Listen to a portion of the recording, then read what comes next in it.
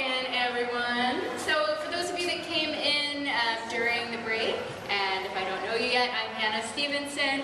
Welcome to our Page of Columbus Arts and Blogging panel. I'm so happy that you came out tonight to hear these amazingly creative and brilliant people speak. I admire their work so much, and thank you so much for coming here tonight to talk about some of the cool projects that you're involved in. Hi, my name is Melissa Starker. I am a freelance writer. I write about visual arts for the Columbus Dispatch, and I write about visual art and film for Columbus Alive. Prior to that, I had worked full-time in Alive for about 11 years and had started a blog there called Bad and Beautiful. And then when I transitioned into freelancing, partly as professional development, and for a couple other reasons, I started a new blog, the Once Over Twice, which for the most part focuses on my two main interests, which are art and film. Hi, my name is Bethia Wolf, and I'm the owner of Columbus Food Adventures. And blog-wise, I contribute to 4 or 5 blogs. All Eats Columbus, I guess, which is up on the screen. Taco Trucks Columbus and Street Eats Columbus, and all 3 of those I do with Jim, who's sitting next to me, and Andy, and we also have some other people that submit some content for them. And then we also have a blog that's part of Columbus Food Adventures, which is where my original blog, Hungry Wolf, sort of transitioned into.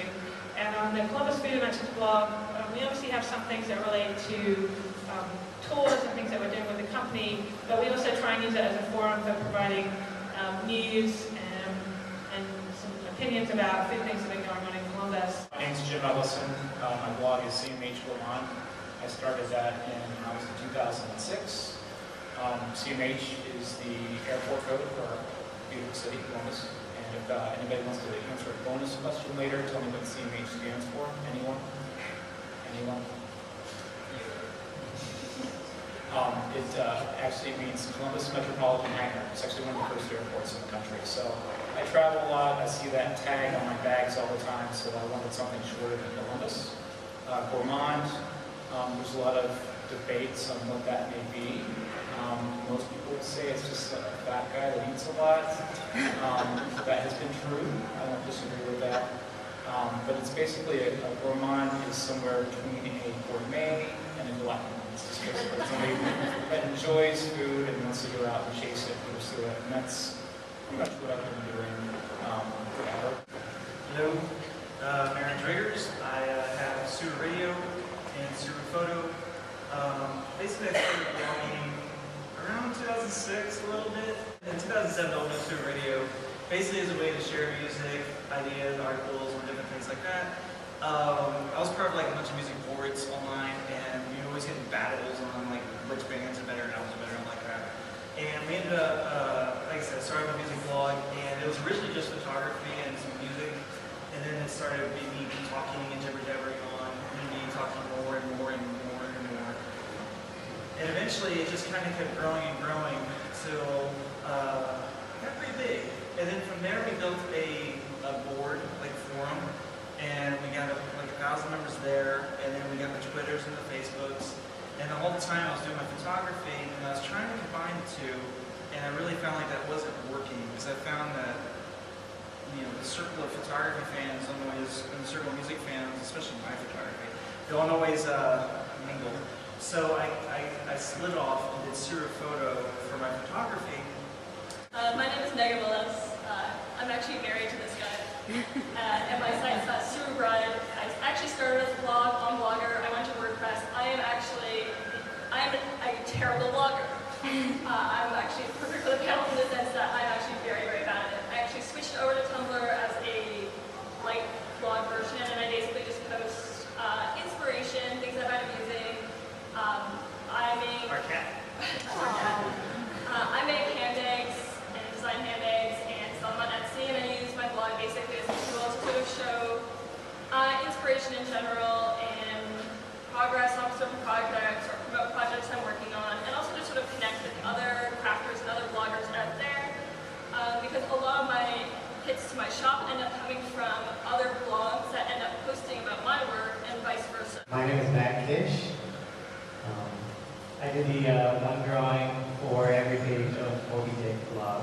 In my real life, I'm actually a librarian. I work in the Office of Collection Development for the Dayton Metro Library. And this blog was really, I'm kind of the outlier here in terms of all of them. The only reason, literally, that I started the blog was because I started this project to illustrate Moby Dick. And I wanted to be able to share the art with friends and family that were out of state. So that was it. I had no illusions about promoting myself or networking or getting hits or any of that. And it really did end up turning into something that I didn't expect at all. So I'm actually learning as much from listening to them as perhaps you are, because I just started on Blogger, because that was the only platform I knew. I wasn't even really aware of Tumblr or WordPress or anything like that. And it just seemed like an easy way to email my mom in Florida and say, hey, this is what I'm doing, check this out. I would have done this whole thing really had there been absolutely no exposure. You know, had I been all alone on a desert island, I would have done the same thing.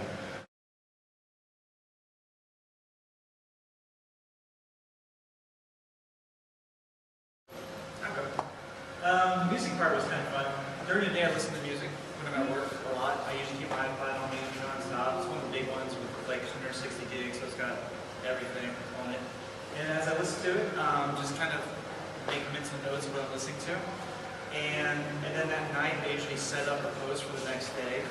And then I'll listen to this like again, and then like at lunch, I might write the actual post and put it up. For the photography, it's just usually early morning, late night, just when everyone gets in there and something like that. So these nice little blips of time for me, just here and there. I have some illnesses. One of them is writing, and I would do it for one person, or I would do it for 1,000. I really don't have a lot of time to do what I do, but it just happens because I have to do it. Bad days are good days when I have an hour, when I have 10 minutes. I'm always thinking about what are these 10, 20 things that I want to do, that I want to share, that I want to find out more about. So it just happens, and you can't stop it, you can't control it, it just is what it is. It's tough, and you know, then there's also things where, you know, Bethany and I were just talking about this, where there is an element of egotism in blogging. You know, that you know, you want to make sure that you're providing information and just kind of not just spewing. And so with some of my other things, it's kind of, I'm still working on trying to find a way to include those in a way where it's just not, oh, look at the amazing things I'm doing, and more about, oh, look at the amazing things that are happening in the city. Great. Anyone else on that one? That's part of the reason why I switched to the Tumblr as well, is sort of like blogging on the fly, because it can, everything's linked to my mobile phone and smartphone, and thank goodness for that. But basically I could be out somewhere, or I could be in the middle of working, snap a quick photo, and from my phone, just send that photo to Tumblr directly, or I can type a quick email and send that to Tumblr directly, and it will automatically post it in Tumblr. I have Tumblr links, so I could post it on Twitter, or post it on Facebook. So that's part of the benefit of Tumblr in general, that you can link everything together. For me, it was actually relatively easy because doing one illustration per page per day, you know, the discipline was kind of built in. But the timing was really difficult. We live here in Dublin, but we work in Dayton, so I spend 3.5 hours in the car every single weekday. So I'm out of the house no later than 7 a.m. and I get home no earlier than 7 p.m. And I only have a couple hours to eat, do the laundry, and then do a whole picture, you know. And so I would find myself, especially near the end of the project, getting just as obsessed with finishing as Ahab was with killing Moby Dick. So I would think about it all day. I would wake up frequently at night thinking about, you know, what the next piece would be. It really kind of became a nightmare by the end. I started hating the blog and everything about it. But I finished. I made myself finish, and actually I'm very proud of what I was able to do. But